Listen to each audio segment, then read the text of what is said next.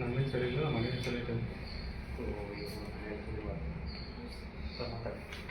ಹಾಂ ಗಾಡಿ ಏನಿದು ವಿಡಿಯೋ ಮಾಡ್ತಿರೋದಾ?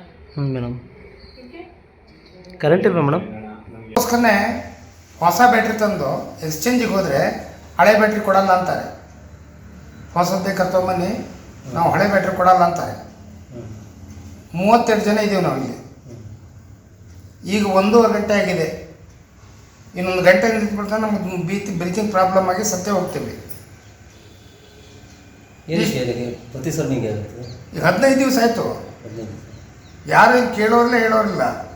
ಪಾಪ ಇವರೆಲ್ಲ ಸ್ಟಾಫ್ನವರೆಲ್ಲ ಹೋಗಿ ಕಂಪ್ಲೇಂಟ್ ಕೊಟ್ಟಿದ್ದಾರೆ, ರೈಟಿಂಗ್ನಲ್ಲಿ ಕೊಟ್ಟಿದ್ದಾರೆ.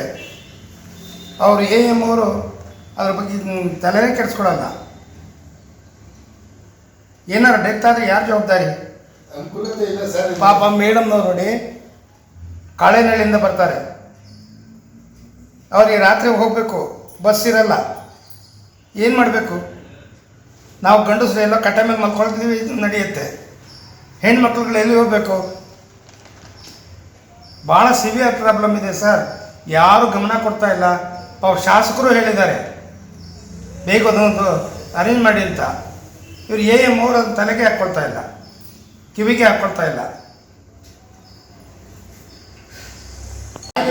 ಜನಸಂಖ್ಯೆ ಕಡಿಮೆ ಆಗುತ್ತೆ ಅಂತ ಹೇಳ್ಬೋದು. ನೋಡಿ ನಮ್ಮ ಕತೆ ಹೆಂಗೈತೆ. ನಾವು ಖಾಲಿ ಬಡವರು, ತುಂಬ ಬಡವರು. ನಾವು ಉಸಿರಾಡಕ್ಕಾಯ್ತಾ ಇಲ್ಲ ನಮ್ಮ ಕೈಲಿ.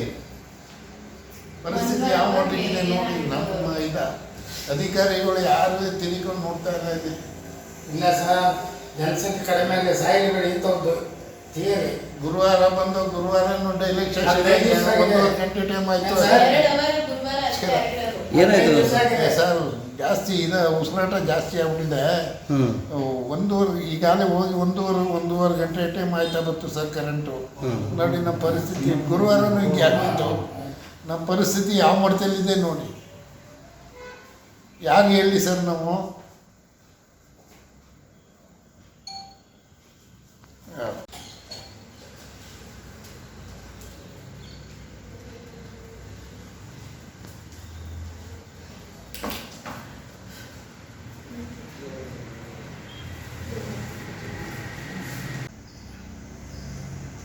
ಯಾರು ಜವಾಬ್ದಾರರಾಗ್ತಾರೆ?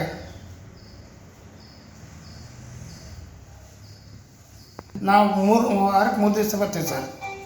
ಗುರುವಾರದಿಂದಲೂ ಹಿಂಗೆ ಆಗ್ತಾ ಇದೆ. ಒಂದು 2 ಗಂಟೆ ಇದ್ದರೆ ಹೆಚ್ಚು. ನಮ್ಗೆ ಆ್ಯಕ್ಚುಲಿ 4 ಗಂಟೆ ಆಗಲೇಬೇಕು ಡಯಾಲಿಸಿಸು. ಇಲ್ಲಾಂದರೆ 2 ದಿವಸ ಬರೋರಿದ್ದಾರೆ, 3 ದಿವಸ ಬರೋರಿದ್ದಾರೆ, ಯಾವ್ಯಾವುದೋ ಹಳ್ಳಿಯಿಂದ ಬರೋರಿದ್ದಾರೆ. ಅವ್ರ ಗತಿ ಏನು? ಯಾರು ಸರಿ ಇಲ್ಲ. ಜನರೇಟರ್ ರೀಚಾರ್ಜ್ ಮಾಡಿಸ್ಬೇಕು ಅಥವಾ ಹೊಸ ತರಬೇಕು. ಅವ್ರ ಕಿವಿಗೆ ಮೇಲೆ ಹಾಕ್ಕೊಳ್ತಾ ಇಲ್ಲ.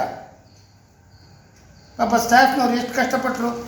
ಅವರಿದೆ ನೋಡಿ ಪಾಪ, ಬೆಳಗ್ಗೆಲ್ಲ ಸಾಯಂಕಾಲ 6 ಗಂಟೆ 7 ಗಂಟೆವರೆಗೂ ಕೆಲಸ ಮಾಡ್ತಾರೆ. ನಮಗೋಸ್ಕರ ಅವ್ರು ಕಷ್ಟಪಡ್ತಿದ್ದಾರೆ. ಅವ್ರು ಏನು ಮಾಡ್ತಾರೆ ಪಾಪ?